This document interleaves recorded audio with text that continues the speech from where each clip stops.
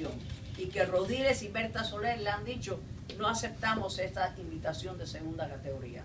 I would have expected that in Secretary Kerry's speech, the words opposition, dissidents would have been mentioned, because 100 people were arrested in Cuba on Sunday. 100 opposition leaders. But the word dissidents, the word opposition does not appear. He could have had a Ronald Reagan moment when he said, when President Reagan said, Mr. Gorbachev, tear down this wall. Kerry could have said, Castro, liberate the Cuban prisoners, set a date for elections. President Reagan spoke and acted in a firm way. And today was a day of total capitulation to the Castro regime, and the Cuban regime knows it, and that's why these individuals would expect to be arrested more and more often in the days to come. They've been invited to a second-rate reception.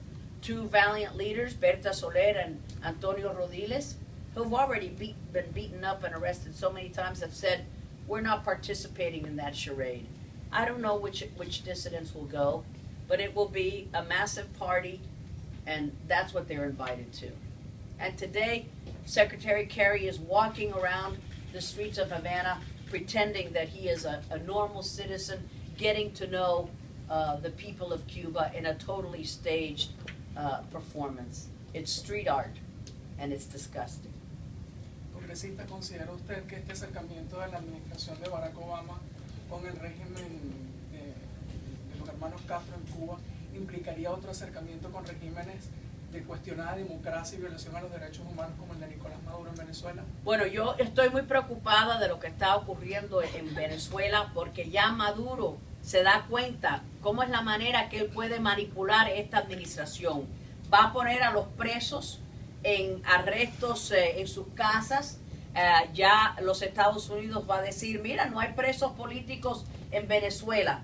Él ya sabe, está aprendiendo lo que está ocurriendo en Cuba, así que él va a manipular su sistema para lucir como un líder democrático, que eso no debe engañar a nadie, pero cualquier cosa engaña al presidente Obama, porque él quiere un legado de ser la persona que ha hecho paz con todos los regímenes peligrosos.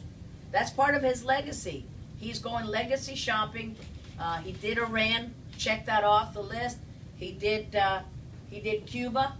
Israel's going to be next, and then North Korea.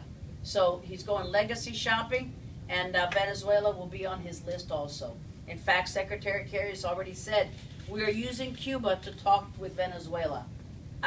That is so absurd. I can't even appreciate the absurdity of it.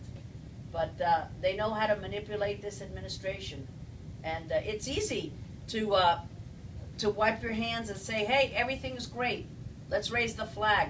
We could have done that 50 years ago because we've got nothing in exchange for it. And that's all that President Obama did in today's ceremony. I feel bad for the people of Cuba, because Saturday morning, tomorrow morning, they will wake up and they will ask, okay, my life is different now, right? And they will sadly find out that it's the same regime. Secretary Kerry will be back in Washington, and they will continue to suffer. El pueblo de Cuba mañana, el sábado, se va a levantar y van a decir, bueno, mi vida ha cambiado, ya voy a tener democracia, ya voy a tener elecciones, libre expresión de ideas, y se van a dar cuenta, bueno, Kerry ya se fue, la bandera está aquí, pero los derechos humanos siguen siendo violados y nada en Cuba va a cambiar mientras que tengamos ese régimen en poder. Thank you, ladies and gentlemen. Thank you so much. It's a sad day for freedom and democracy. It's a sad day for the American people. It's a sad day for the Cuban people. He got to invite some business leaders who want to do business with the regime, but there was no room for any dissidents who clamored for justice and liberty in Cuba. Thank you.